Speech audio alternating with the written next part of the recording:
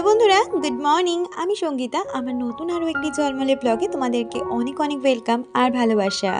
কেমন আছো তোমরা সবাই? আশা করছি ভালো আছো আর সুস্থ আছো। আমরাও না বেশ ভালো আছি। আর আজকের দিনটা হচ্ছে বৃহস্পতিবার, আর ঘড়িতে এখন বাজে ওই সকাল 5টা নাগাদ। তোমাদেরকে সাথে নিয়ে আজকে ব্লগটা এখান থেকে শুরু করছি। আই হোপ ব্লগটা তোমাদের একটু হলেও ভালো লাগবে। যথারীতি দুজনের স্কুল খুলে যাওয়াতে কিন্তু আবারও পুরনো রুটিনে ফিরে এসেছি। আর এই দেখো 5টার সময় না বাইরেটা পুরো কীরকম অন্ধকার হয়ে থাকে, কিন্তু অন্ধকার হয়ে থাকলে তো কিছু করার নেই। আমার যে কাজ, আমাকে তো কাজগুলো করে নিতেই হবে। তার মধ্যে আজকে বৃহস্পতিবারের দিন, অনেকটা সময় লাগবে সংসারের কাজগুলো সেরে পুজো আচ্ছা দিতে। আর ওইদিকে বাসি গেটে জল দিয়ে এসেছি, এসেই দুষ্টুকে কিন্তু ওইদিকে হরলিক্স করে দিলাম, তার সাথে ওকে একটু টিফিন করে দিলাম। আজকে ওকে টিফিনে দিয়েছি কিন্তু ওই ব্রেড টোস্ট, মানে আগের দিন তোজোকে যেরকম ব্রেড টোস্ট দিয়েছিলাম সেরকমই। এদিকে ব্রেডগুলো সেঁকে নিয়ে ওর মধ্যে বাটার লাগিয়ে দেবো আর সাথে চিনি দিয়ে দেবো। এখন ওই যে বলি না, আমাদের বাড়িতে ব্রেড টোস্টটা খেতে সবাই ভীষণভাবে পছন্দ করে।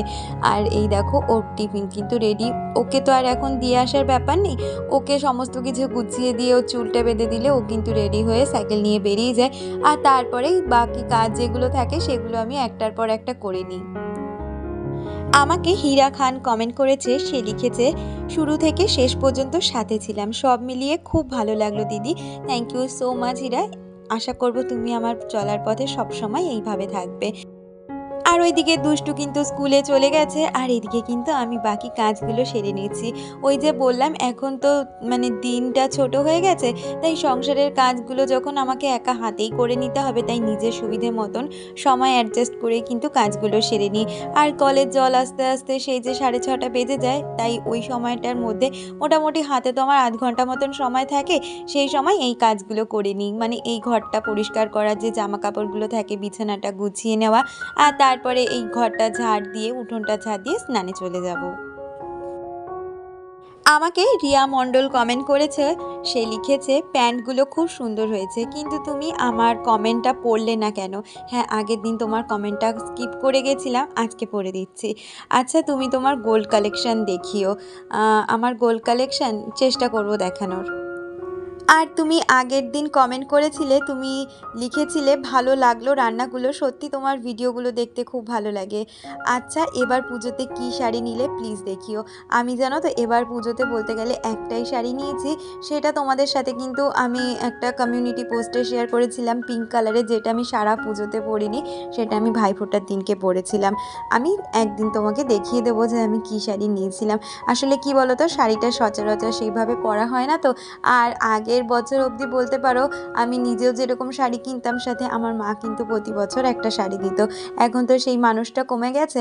আগে আমার শ্বশুরমশাই দিত, আস্তে আস্তে সমস্ত মানে গিফট দেওয়ার মানুষ আমার জীবনে কমে যাচ্ছে, তাই নিজে আর খুব একটা কেনা হয় না। ওই যতটা দরকার ততটাই কিনি, মানে পুজোতে যেরকম নতুনত্ব শাড়ি ওঠে সেরকম একটা ওয়ার্ড্রপে রাখলেই হলো।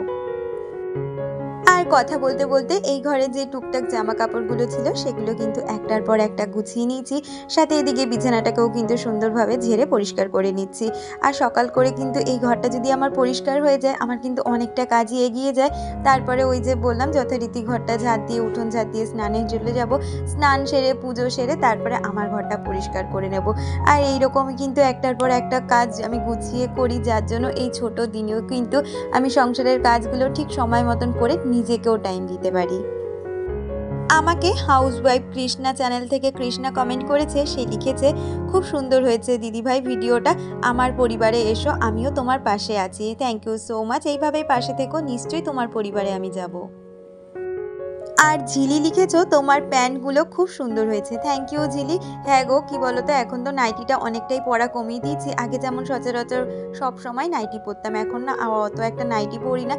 আসলে কি জানো তো, বিয়ের পরে না পাক্কা 1 বছর আমাকে কিন্তু শাড়ি পরে কাটাতে হয়েছে। তখন তো যেহেতু শ্বশুর শাশুড়ি বেঁচে ছিলেন, আমার শাশুড়ি মা বলতেন, বিয়ের পরে একটা বছর অন্তত তুমি শাড়ি পরে কাটাও, মানে বাড়িতে, তারপরে তুমি নাইটি পরো বা যা ইচ্ছে তোমার পরো। কিন্তু বাইরে আমি জিন্স প্যান্ট সমস্ত কিছুই পরতাম, কিন্তু একটা বছর বাড়িতে আমাকে শাড়িটা পরে থাকতে হতো। তখন একটা জিনিস ফিল করেছি জানো তো, শাড়ির থেকে বরঞ্চ সভ্য জিনিস যদি কিছু হয় সেটা হচ্ছে নাইটি। কারণ শাড়িতে দেখবে অনেক সময় আমাদের পেট, তারপরে পিঠ অনেক সময় বেরিয়ে যায়, যায়, সেক্ষেত্রে কিন্তু নাইটিতে সমস্তটাই ঢাকা থাকে। আর এখন তার থেকেও বেশি ফিল করি কি জানো তো, নাইটি থেকেও এই প্যান্ট গেঞ্জি কিন্তু অনেকটাই কমফোর্টেবল আমাদের সব সময় মানে পরার জন্য। যেরকম কাজ করতেও সুবিধে হয়, সেরকম কিন্তু আমাদের অনেক শরীরের অঙ্গকে ঢেকে রাখতেও সাহায্য করে। আর এখন যেহেতু ভিডিও করি, সেই কারণে কিন্তু অনেকটা নিজেকে সংযত হয়ে ড্রেস পরতে হয়। হয়তো আমার এই যুক্তির সাথে অনেকেই একমত নাও হতে পারো, কারণ এক একজনের রুচি এক এক রকম। আমার রুচিটা যেরকম সেটাই তোমাদেরকে শেয়ার করলাম। আমাকে শঙ্করী দি কমেন্ট করেছে, সে লিখেছে, তোমার ভিডিও অনেক দিন ধরেই দেখছি, কিন্তু কোনোদিনও কমেন্ট করে ওঠা হয়নি। তোমাকে দেখে শেখা যায় যে মানুষ ভালো থাকার জন্য অনেক টাকা পয়সা বা প্রাচুর্যের প্রয়োজন না হলেও চলে। অনেক অনেক ভালোবাসা, তুমি ভালো থেকো তোমার পরিবারকে নিয়ে। থ্যাংক ইউ সো মাচ দিদি, তুমিও খুব ভালো থেকো। আসলে কি বলতো, আমাদের প্রতিদিনের চলার পথে টাকাটার মূল্য কিন্তু অপরিসীম। আমরা কিন্তু টাকা পয়সার জন্যই এত কিছু করি, কিন্তু টাকা পয়সা ছাড়াও যে পরিবারের মানুষকে নিয়ে স্বাচ্ছন্দ্যভাবে সিম্পল মধ্যবিত্ত জীবন পালন করাটা, সেটা কিন্তু আমরা করতে চেষ্টা করি সবসময়, আর করিও। তো যাই হোক, কথা বলতে বলতে ওইদিকে জামা কাপড় মেলে এদিকে কিন্তু পুজোটা সেরে নিলাম। আজকে বৃহস্পতিবারের দিন, পাক্কা হাতে গুনে কিন্তু 1 ঘন্টা লাগে আমার পুজো দিতে, কারণ সমস্ত ঠাকুরকে স্নান করানো থাকে। যদিও বা গোপাল বা শিব ঠাকুরকে প্রতিদিনই তো আমি স্নান করাই, এছাড়া কিন্তু বৃহস্পতিবার করে লক্ষ্মীকে আমার স্নান করাতে লাগে, তার ড্রেস আপ করাতে হয়। তারপরে বৃহস্পতিবারের ঘট পাতা, সকল ঠাকুরকে ফুল, বেলপাতা, তুলসী পাতা দেওয়া, এই সমস্ত কাজ করতে আমার তো 1 ঘন্টা সময় লেগেই যায়। আর ওইদিকে ঠাকুর পুজো দিয়ে আমি কিন্তু চাটাও খেয়ে নিয়েছিলাম। আজকে হাজবেন্ডই চাটা করে নিয়েছিল। আসলে কি বলতো, পুজো দিতে গেলে অনেকটাই সময় লেগে যায়, তো সেক্ষেত্রে হাজবেন্ড মাঝে মাঝে চাটা করে নেয়, কারণ অনেকটা সময় আমার সেভ হয়। কারণ পুজো দিয়ে এসে আবার চা বসিয়ে করতে গেলে তো সেটা অনেকটা সময় সাপেক্ষ, ওইদিকে আবার তোজোর স্কুলে দেরি হয়ে যায়। তাই আমাকে হাজবেন্ড কিন্তু অনেকটাই আমার সংসারের কাজে বলতে পারো হেল্প করে, অনেকটা না হলেও টুকিটাকি যতটা হেল্প করে একটা মেয়ের কাছে কিন্তু একা সংসারে সেটা অনেকটাই মূল্যবান।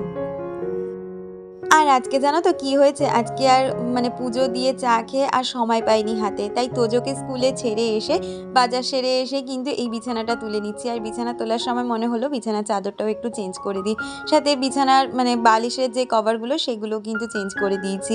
আর এদিকে চাদর পেতে ঘরটা পরিষ্কার করে সোজা চলে এসেছি রান্নাঘরে। আজকে বাজার থেকে আনা হয়েছিল একদম সিম্পল রান্নাবান্নার কিছু, ওই আলু শেষ হয়ে গেছিলো, তাই আলু আনা হয়েছিল, সাথে পেঁয়াজ, আদা, রসুন, আর আনা হয়েছিল চিকেন। আসলে চিকেনটা বাড়িতে সবাই খেতে ভীষণ পছন্দ করে, আর এই রবিবারে যেহেতু চিকেন হয়নি, তো যে অনেক দিন ধরে বলছে একটু চিকেন করো, এই অনেক দিন চিকেন খাই না, আর এই সানডেতেও তো চিকেন করোনি, তাই জন্য হাজব্যান্ড বললো ঠিক আছে আজকে একটু চিকেনই করে নাও। তাই বেশি আর একটা রান্নার আজকে ঝামেলা নেই, একটু টমেটো দিয়ে চাটনি করবো আর তার সাথে মাংসর ঝোল করব। আজকে এরকমই একদম সাদামাটা রান্না। আর ওইদিকে চাটনিটা বসিয়ে সাথে ভাতটাও বসিয়ে দিয়েছি। আসলে যত তাড়াতাড়ি কাজগুলো শেষ করা যায় তত তাড়াতাড়ি কিন্তু আমার জন্য ভালো। আর এদিকে চাটনিটা কিন্তু আজকে এইরকম কিছু নকুলদানা ছিল, যেগুলো প্রতিদিন ঠাকুরকে আমি খেতে দিই, সেই নকুলদানাগুলো জমিয়ে জমিয়েই বলতে পারো বেশি দিন আমি চাটনি করি। আর তার সাথে দিয়ে দিয়েছিলাম একটুখানি চিনি। তো এইভাবেই দেখো আমি চাটনিটা করে নিলাম, আর তার সাথে একটু ভাজা মশলা করেছিলাম। এখানে কিন্তু ধনে আর 5 ফোড়ন ভেজে নিয়ে একটু বেটে নিয়েছি। আর এইভাবে কিন্তু চাটনি রান্না করে ভাজা মশলা দিয়ে তাহলে কিন্তু খুব টেস্ট হয়। আর এক এক দিনের মাংস না আমি বলতে পারো এক এক রকমভাবে রান্না করি, কারণ একঘেয়ে প্রতিদিন মাংস করতে ভালো লাগে না। কখনো কখনো মশলা কষিয়ে করি, আবার কখনো কখনো একসাথে মশলা ম্যারিনেশন করে করি। আবার রাত্রের টাইমটায় যখন চিকেন আনে তখন কিন্তু সম্পূর্ণ ডিফারেন্ট রেসিপি কিন্তু আমি রাত্রিবেলায় চিকেনের রান্না করে থাকি। তো এইদিকে কিন্তু আজকে সমস্ত মানে মাংসে মশলা মাখিয়েই রান্নাটা করলাম। আর ওইদিকে কড়াই বসিয়ে আমি এদিকে কিন্তু একের পর এক আলুগুলো ভেজে নিচ্ছি। আমাকে পূজা কমেন্ট করেছিলে, পূজা লিখেছিলে, খুব ভালো লাগলো, অনেক ভালোবাসা দিদিভাই, তোমাকেও অনেক অনেক ভালোবাসা পূজা। আর রিয়েল ব্লগার চ্যানেল থেকে দিদি কমেন্ট করেছিলে, আলপনা দি লিখেছে প্রত্যেক দিনের মতন আজকের ভিডিওটাও ভীষণ সুন্দর হয়েছে, প্রথম থেকেই লাইক দিয়ে ফুল ওয়াচ করে নিলাম। থ্যাংক ইউ সো মাচ আলপনা দি, এইভাবেই আমার পাশে থেকো। আর ওইদিকে পেঁয়াজগুলো ভাজতে ভাজতে দেখলাম ভাতটাও হয়ে গেছে, আর সাথে না বাবা ফোন করেছিল, তাই এক কানে ফোন দিয়ে আর ওইদিকে কিন্তু আমি কাজগুলো সেরে নিচ্ছি। আসলে বাবা তো সারাদিনে আর খুব একটা বেশি সময় পায় না, অফিসে যেহেতু যায়, সে কারণে অফিসে যাওয়ার আগে কিন্তু আমার সাথে একটু কথা বলে নেয়, আবারও বাবার সাথে কথা হয় সেই রাত্রিবেলা যখন বাবা ফেরে তারপরে। আর ওই যে কথা বলতে বলতে কিন্তু আমি এদিকে রান্নাগুলো সেরে নিচ্ছি। খুব একটা বেশি কথা হয় না, বাবার সাথে যতটা কথা হয়, মায়ের সাথে যতটা মানে সংসারের কথা বা সারাদিনের কাজকর্মর কথা হয়, বাবার সাথে তাতে কি ততটা বলা যায়? শুধু জিজ্ঞেস করি তোমার শরীর কেমন আছে, কেমনভাবে সমস্তটা চলছে, এইটুখানি। আর ওইদিকে কথা বলতে বলতে মাংসটা কষিয়ে তারপরে কিন্তু মাংসটাতে জলও দিয়ে দিয়েছি।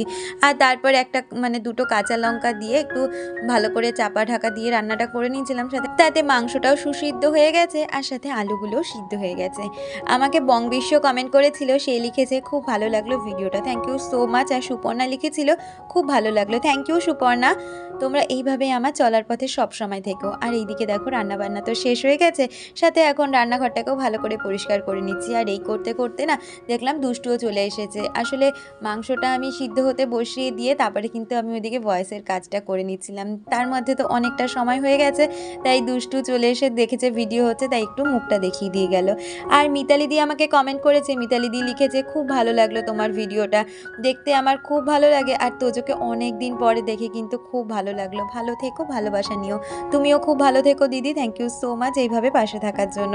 আর সুমি লিখেছে দিদিভাই প্রথমে দেখেই লাইক ও কমেন্ট করে দিলাম, পুরো ভিডিওটা দেখলাম আর প্রতিদিনের মতন আজকের ব্লগটাও খুব সুন্দর হয়েছে, থ্যাংক ইউ সুমি। এইভাবে তোমরা আমার চলার পথে সবসময় পাশে থেকো।